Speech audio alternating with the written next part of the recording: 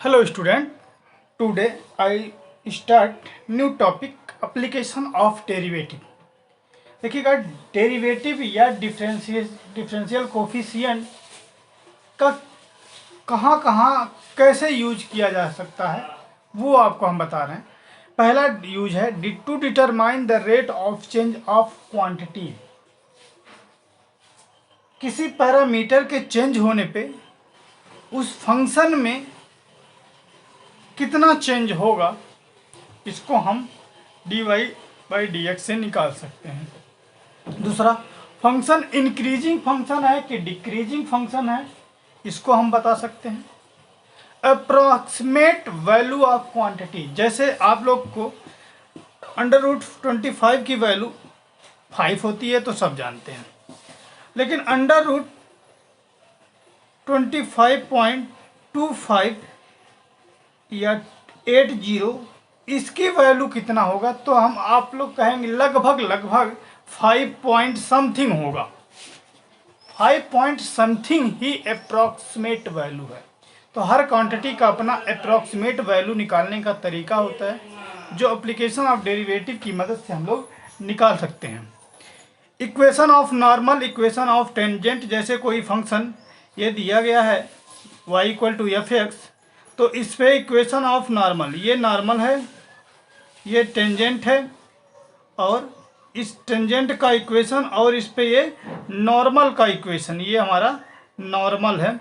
इन दोनों का इक्वेशन है, मतलब ये दोनों तो लाइन ही है, लेकिन दोनों का इक्वेशन निकालने में ये मदद करता है, क्योंकि आप जानते हो जब किसी लाइन का स्लोप निकाला जाता है तो dy/dx, जिसे हम m कहते हैं, ये निकाला जाता है, m = tan थीटा, तो हम dy/dx निकालते हैं। ठीक है, तो ये इसको निकालें।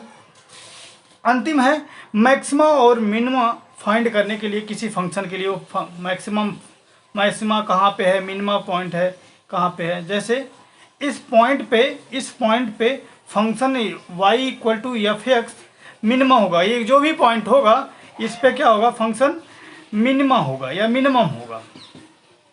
और अगर यही बना है, ये ऐसे होता, तो इस पॉइंट पे फंक्शन क्या देता, मैक्सिमा देता। तो कब फंक्शन मिनिमा होगा, कब मैक्सिमा होगा, इसके लिए भी कंडीशन होती है। सेकंड डेरिवेटिव अगर पॉजिटिव है तो मिनिमा, सेकंड डेरिवेटिव अगर निगेटिव है तो मैक्सिमा। ये सब हम डेरिवेटिव एप्लीकेशन ऑफ डेरिवेटिव में पढ़ेंगे।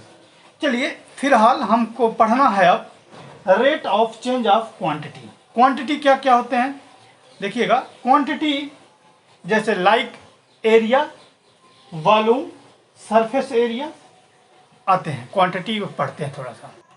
Rate of change of quantity, ये क्वांटिटी क्या क्या हो सकते हैं, एरिया हो सकता है, वॉल्यूम हो सकता है, सरफेस एरिया हो सकता है, लाइक ETC। ठीक है, ये हो गया एरिया। अब एरिया की बात करें, इसी पर्टिकुलर की बात करें, मान लेते हैं एरिया ऑफ सर्कल की बात करें। Area of circle, area of circle क्या होता है, एरिया ऑफ, ये सर्कल है आपका, मान लीजिए ये सर्कल है, ये एरिया ऑफ सर्कल क्या होता है, πr²। पाई तो यहाँ पे कांस्टेंट है। एरिया, यहाँ से ये पता चला, area is directly proportional to radius. अगर रेडियस को हम बढ़ाएंगे तो सर्कल का एरिया बढ़ेगा, अगर एरिया घटाएंगे, वो रेडियस घटाएंगे तो एरिया घटेगा। कहने का मतलब हमारा area, rate of change of quantity change होगा जब उसका पैरामीटर चेंज होगा। ठीक है, तो अगर हम इसकी रेट ऑफ चेंज की बात करें, देखिएगा ये पैरामीटर है, क्योंकि इसके चेंज होने पे एरिया में परिवर्तन हो रहा है, बढ़ रहा है, घट रहा है। ये अलग अलग क्वांटिटी में अलग अलग होंगे, बट ये एरिया जो किस पे डिपेंड कर रहा है, वो जिस वेरिएबल पे डिपेंड करेगा वही उसका पैरामीटर होगा। तो rate of change of area, area का रेट ऑफ चेंज को हम कैसे रिप्रेजेंट करेंगे, देखिएगा डी एरिया में चेंज किसके रिस्पेक्ट में, आर के रिस्पेक्ट में। रेडियस के चेंज होने में एरिया का चेंज होना rate of change of area कहलाता है। अगर हम अभी तो सर्कल का एरिया, अगर जनरल की बात करें तो हम ये कह सकते हैं कि rate of change of quantities equal to, देखिएगा, D Q over D P. Q क्या है, क्यू क्वांटिटी है और पी क्या है, पैरामीटर है। पैरामीटर के रिस्पेक्ट में क्वांटिटी का चेंज होना rate of change of quantity कहलाता है। ये क्यू की पी क्या है, देखिएगा, इसमें लिख लीजिए, parameter on which quantity Q depend. Parameter क्या होते हैं, जिस पे क्वांटिटी डिपेंड होती है, वही हमारा क्या होता है, पैरामीटर होता है। अब अगर हम बात करें तो एक तो डायरेक्ट आता है पैरामीटर पे डिपेंड होना। जैसे कोई क्वांटिटी है, इसको अगर रिमूव करें हम, देखिएगा, क्वांटिटी में दो तरह से चेंज हो सकता है। क्वांटिटी डायरेक्ट पैरामीटर के चेंज होने पे चेंज हो जाए तो इस तरह से डायरेक्ट हम कर दें। लेकिन क्वांटिटी, देखिएगा, एरिया टाइम के साथ चेंज हो और टाइम पैरामीटर के साथ चेंज हो, ठीक है। या ऐसे कह लें कि हमको क्या चाहिए, ऐसे लिख दें, हमको चाहिए rate of change with time. Time के साथ अगर हमको चाहिए तो हम ये भी निकाल सकते हैं, area change to parameter into parameter change to time.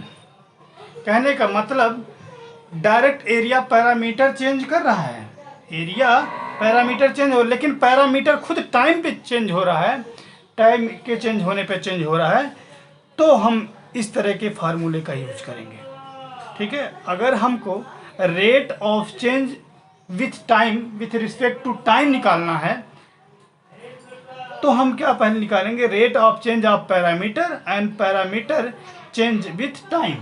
तो हम इस तरह निकाल सकते हैं, ठीक है। तो कंक्लूजन क्या निकल के आया, कंक्लूजन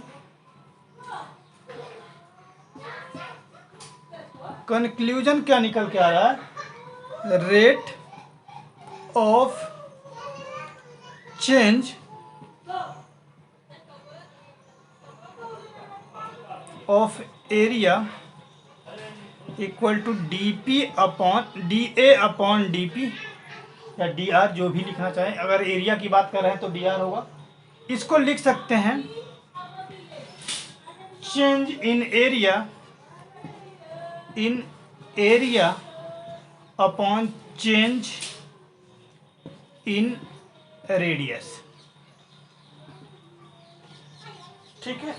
इसी को हम लिख सकते हैं, देखिएगा इसका definition, change in area per unit change in radius. एक यूनिट रेडियस चेंज करने पर एरिया में जितना परिवर्तन होगा वही rate of change of area कहलाएगा, ठीक है। तो ये आपको पता होना चाहिए। इस पे एक दो क्वेश्चन करेंगे हम लोग, तो फिर आगे देखेंगे कि किस तरह के सॉल्व होंगे क्वेश्चन आपके, ठीक है। Thank you class.